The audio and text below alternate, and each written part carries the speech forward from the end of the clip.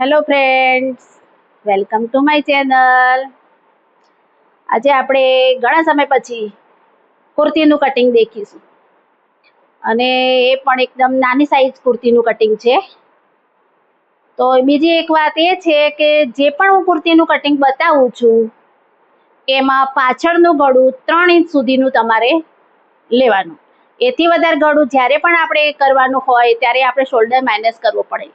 એટલે જે પણ અત્યાર સુધી મેં કુર્તીના કટિંગ બતાવ્યા છે એ ફક્ત તમારે પાછળના ગળામાં 3 ઇંચ સુધીનું ગળું રાખવાનું હોય ત્યારે જ આ કટિંગ કરવું.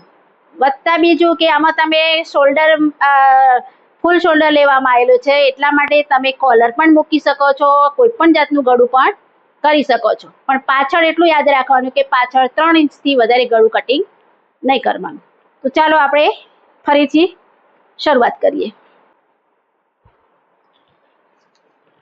સૌથી પહેલા આ જે માપ છે એમાં કુર્તીની લંબાઈ છે 38, શોલ્ડર છે 14, એમની છાતી છે એમાં અપર ચેસ્ટ અને ચેસ્ટ બંને 33 છે, એમની કમર છે 30, સીટ છે 40, બાય ગાળો છે 16, બાયસેપ છે 13 અને એમને કટ જે છે એ 20 ઉપર આપવાનું છે. તો ચાલો શરૂઆત કરીએ આપણે. તો સૌથી પહેલા આપણે લંબાઈ લઈશું. આ કાપડને મેં ધોઈ અને કમ્પ્લીટ ઇસ્ત્રી કરીને ગોઠવ્યું છે. બંને ભાગ અલગ અલગ છે એટલે મેં વચ્ચેથી કટ કરી દીધો છે અને આ ડિઝાઇનના કારણે કટ કર્યું છે. તો આ નીચેનો ભાગ છે અને આ ઉપરનો ભાગ છે. હવે અહીંયા બેલ્ટ અહીંયા બોર્ડર આપી છે એટલા માટે જેટલી આપણી લંબાઈ થાય એ રીતે મેં અહીંયા આગળ ગોઠવેલું છે. તો અહીંથી આપણે બોર્ડર માપીશું, બોર્ડરથી આપણી લંબાઈ માપવાની છે. તો સૌથી પહેલા લંબાઈ 38 છે તો એમાં તમે 2 ઇંચ પટ્ટી વાળવા માટે રાખો તો 40 લેવાનું. તો અહીંથી તમે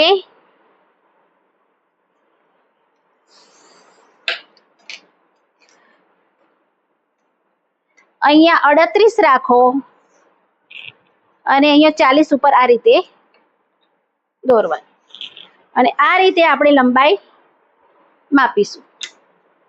તો અહીંથી આપણે લંબાઈ અહીંથી સ્ટાર્ટ કરીશું.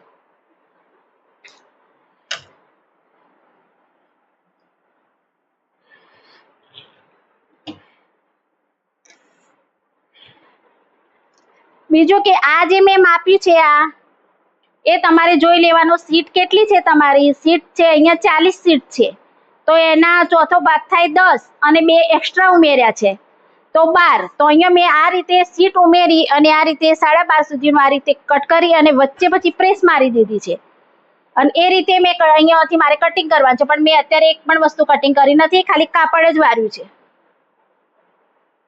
તો આ રીતે જ્યારે તમે ગોઠવો અને એવું હોય તો અહીંથી તમે કટ કરી શકો છો. હવે અહીંયા જ્યાં લંબાઈ લીધી ત્યાં આપણે સીધું નિશાન કરી દો એક.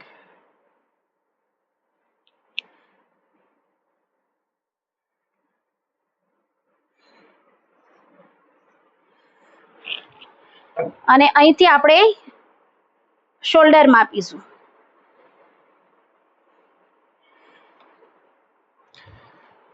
હવે અહીંયા શોલ્ડર 14 છે તો એના અડધા કરવાના તો 7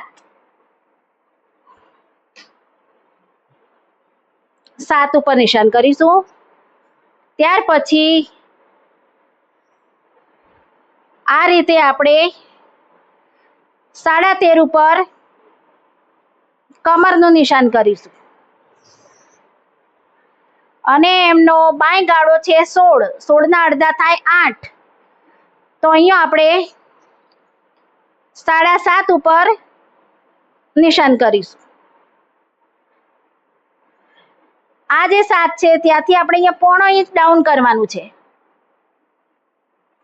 તો 1.5 ઇંચ પર અહીંયા નિશાન કરીશું.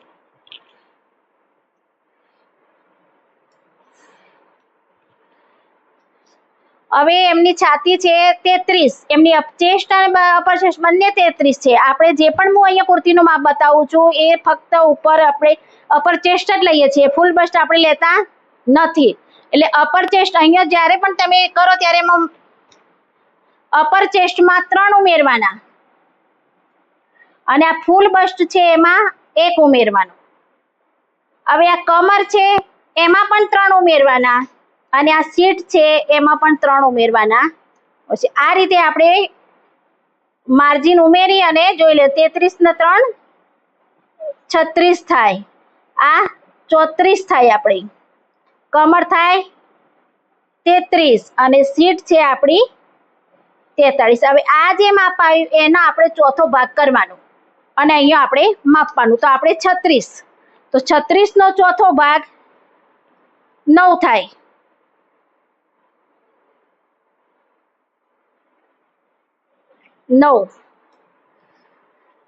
હવે અહીંયા જે મેં શોલ્ડરનું આ જે અડધો લીધો એ ત્યાંથી અહીંયા સીધું નિશાન અહીંયા કરવાનું. પહેલા આ રીતે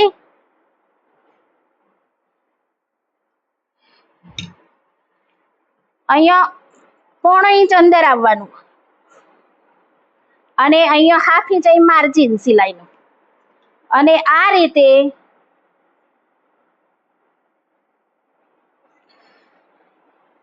નિશાન દોરી દેવાનું.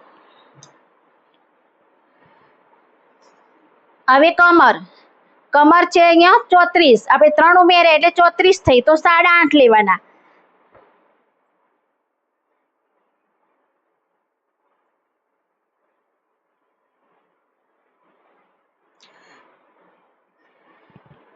અહીંયા મેં 3 એટલા માટે ઉમેરું છું કે પાછળ આપણે હંમેશા ડાટ્સ લેવાનું. પાછળ ડાટ્સ લેવાથી કુર્તીનું ફિનિશિંગ બહુ સરસ આવે છે. હવે અહીંથી એમને કટ 20 ઉપર આપવાનો છે, તો આપણે 20.5 ઉપર આપણે નિશાન કરીશું અને આ રીતે પેલા સીધું નિશાન કરી દઈશું. અને 43 છે તો એનો ચોથો ભાગ 43 ના અડધા થાય 21.5. 21.5 નો ચોથો બીજો ભાગ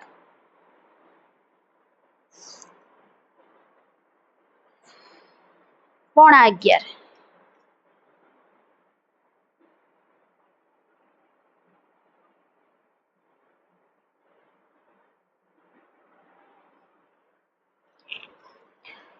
આ રીતે આપણે હવે નિશાન જોઈન કરી દઈશું.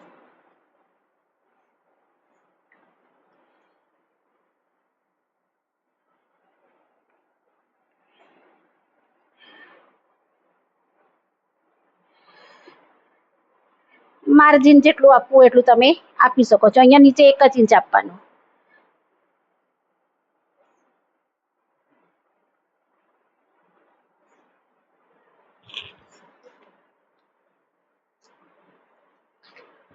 અહીંયા આપણે 10.5 લીધા છે તો અહીંયા આપણે 11 લઈ લઈશું દામનમાં.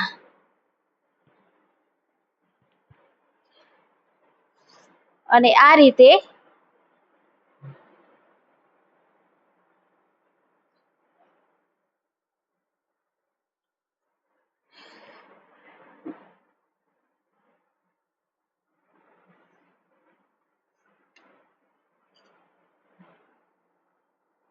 નિશાન દોરી દેવાનું.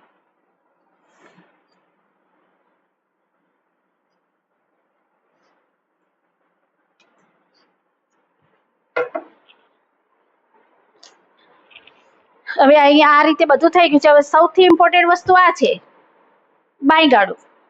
તો બાયગાળો છે 16, એના અડધા કરવાના 8. હવે 8 ની અંદર આપણે 0.5 ઇંચ ઉમેરવાનો છે, તો કેટલા થશે? 8.5. અહીંયા આપણે પેલા આ જે મેં અહીંયા નિશાન અહીંયા પડ્યું છે અહીંથી આપણે પેલા શેપ આપવાનો છે.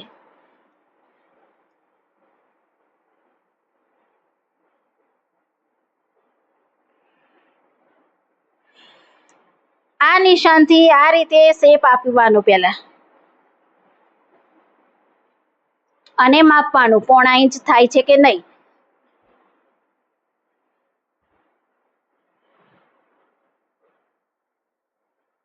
સેજ એક ઘટે છે.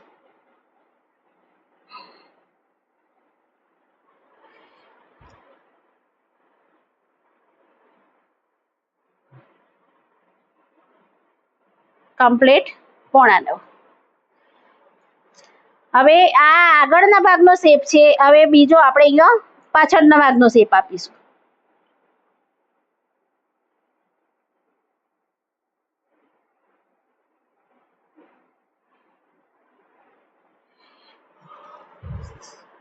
હવે અહીંયા 9.25 મૂકવાના આ રીતે, અને અહીંયા આ રીતે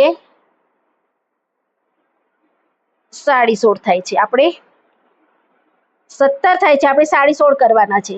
સીધો એક જ શેપ આપી દો આવી રીતે.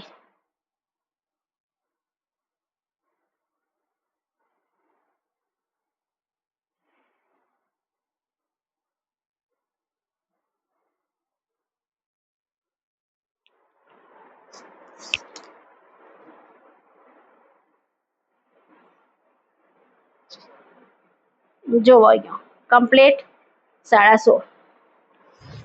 તો આ રીતે બંને શેપ આપણે માપી લેવાના, એટલે ક્યારે પણ તમારે આગળ પાછળનું પડ આગળ બી નહીં આવે, કોઈ અહીંયા પ્રોબ્લેમ નહીં આવે. હવે અહીંયા આગળ તમારે જે 7, 7.5 સુધી જે પણ ગળું આપવું હોય એ આપી શકો છો. પાછળ 3 ઇંચ સુધીનું જ ગળું તમારે આપવાનું. હવે અહીંયા જેટલું પણ તમારે ગળું રાખવું છે, ધારો કે 3 ઇંચનું ગળું રાખવું છે, તો એ 3 ઉપર નિશાન કરો અને આ રીતે અહીંથી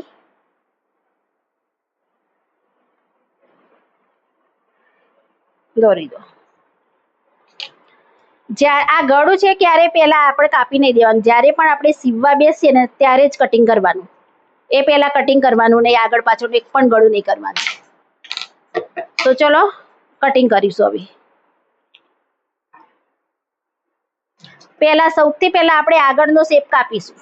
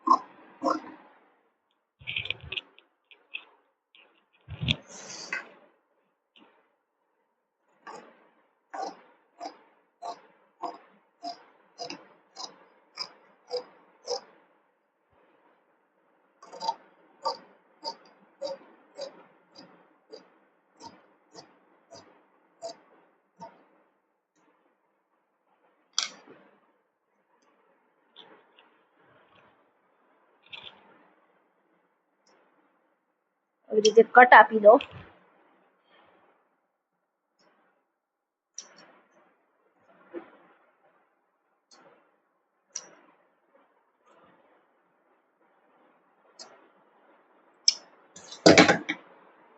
હવે આ પાછળનો ભાગ કાઢી અને અહીંયા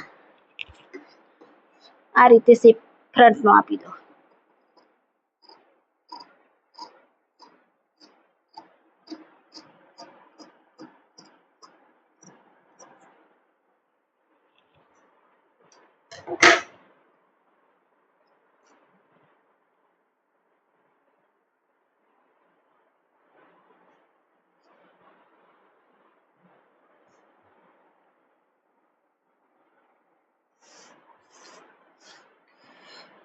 તો આ છે કુર્તીનું કટિંગ, આગળ અને પાછળ બંને ભાગ.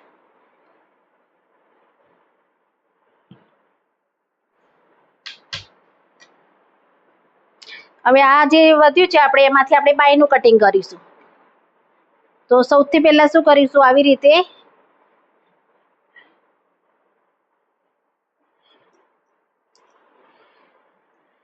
વચ્ચેથી પહેલા કટિંગ કરીશું કે ડિઝાઇન આપણી એક જ બાજુ આવવી જોઈએ.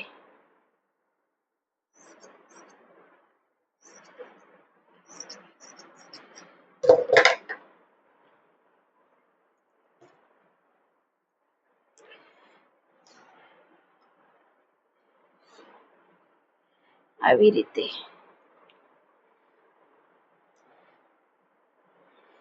બંને આ બાજુ જાય છે એટલે એક જ બાજુ આ રીતે મૂકી દેવાનું આપણે.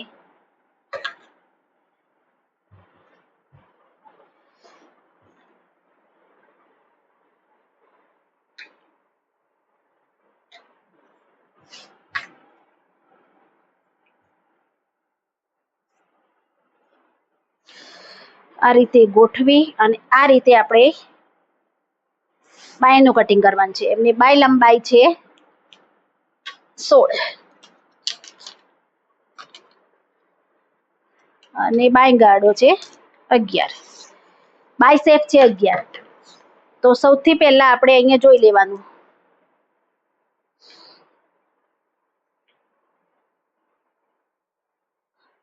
16 છે એ તો 1 ઇંચ વધારવાનું. આપણે નીચે પાઇપિંગ મૂકીશું.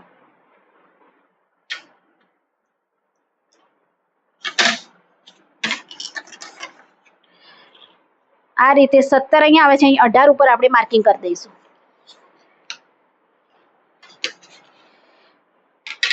ત્યાર પછી એમની બાય શેપ છે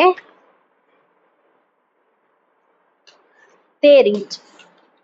તો 13 ના અડધા થાય 6.5 અને એમાં અડધો ઇંચ ઉમેરો એટલે 7.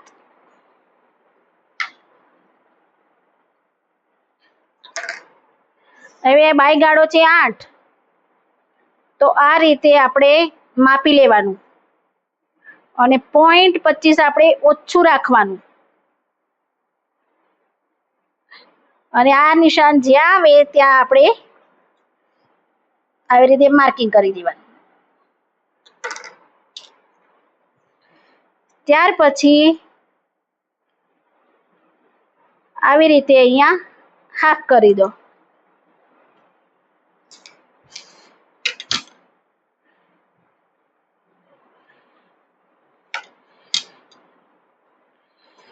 અને અહીંયા આ રીતે અહીંયા નિશાન દોરી દો આવી રીતે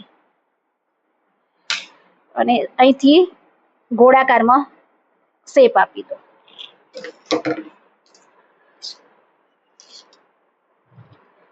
11 છે તો અહીંયા આપણે 5.5 લઈશું. આ રીતે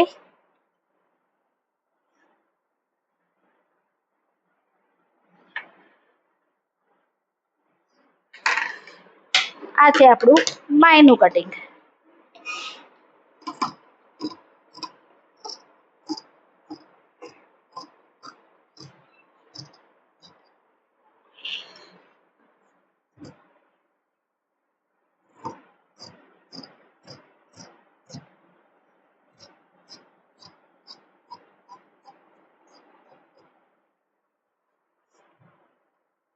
અહીંયા નિશાન કરી દો અને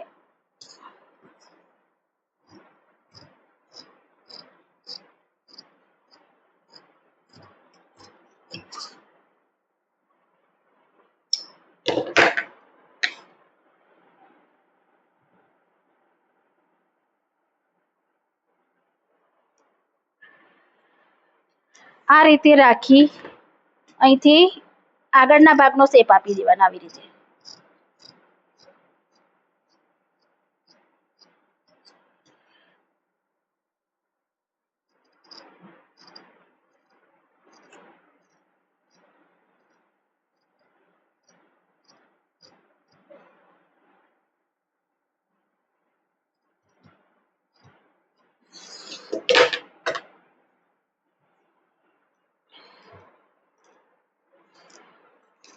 તો આ રીતે આપણે ડ્રેસ અને પૂરા કુર્તીનું કટિંગ આપણે થઈ ગયું.